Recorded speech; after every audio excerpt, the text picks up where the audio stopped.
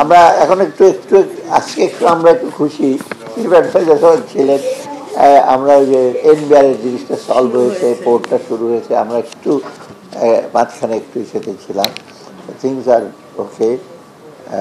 আমি প্রধানমন্ত্রীর কাছে বললাম পরে, ঠিক আছে ঠিক আছে, ওরা কথা বলো, কমিটি করা হয়েছে ওদের সাথে। আমাকে বলে তুমি পরে বসো, ওদের সাথে এখন না। প্রথমত দুদক সম্পর্কে আমি কোনো উত্তর দেবো না, ওদের আলাদা টার্মস অফ রেফারেন্স আছে, ওটা দরকার হলে আপনার আলাদাভাবে তাদেরকে জিজ্ঞেস করবেন।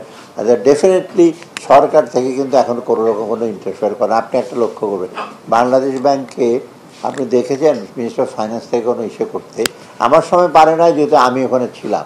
তারপরে তো বাংলাদেশ ব্যাংক তো চলতো সরকারি নির্দেশে আদেশে, এবং যারা গভর্নর ছিলেন তারা বাংলাদেশ ব্যাংকের গভর্নর ছিলেন না, সরি টু সে, তারা একজন সরকার এজেন্ট হিসেবে কাজ করেছে। এখন কিন্তু সেটা নাই। দুদকও আমাদের ব্যাপার না, দুদক দেখবে যদি ফ্যাক্ট থাকে এসে করবে। আর এটা ভাবতে পারেন যে এই সময় ওরা শুরু করলো কেন, কিন্তু শুধু এনবিআর না, তার দুনিয়ার লোকের এসে আমার কাছে ডেইলি লোক আসে, আমার অ্যাকাউন্ট বন্ধ হয়ে গেছে, কত কিছু।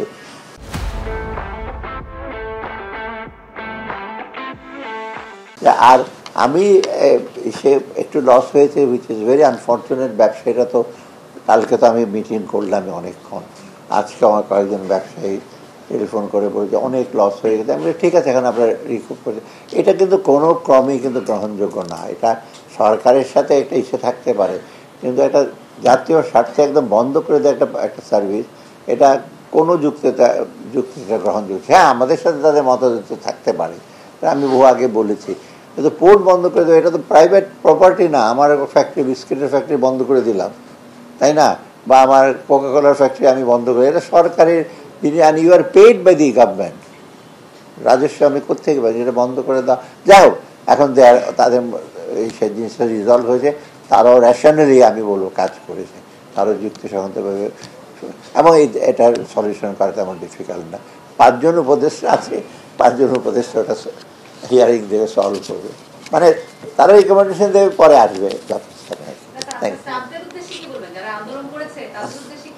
তাদের মধ্যে এখন আপনারা ভালো করে কাজ করেন, কোনো রকম আমরা যেটা ইংরেজি বলি ফেভার অর ফিয়ার, ভয় এবং কোনো ইসে ছাড়া, ফেভারে বাংলা কি মানে পক্ষপাত, এটা ছাড়া যদি কাজ করে তাদের কারো অসুবিধা হওয়ার কথা না।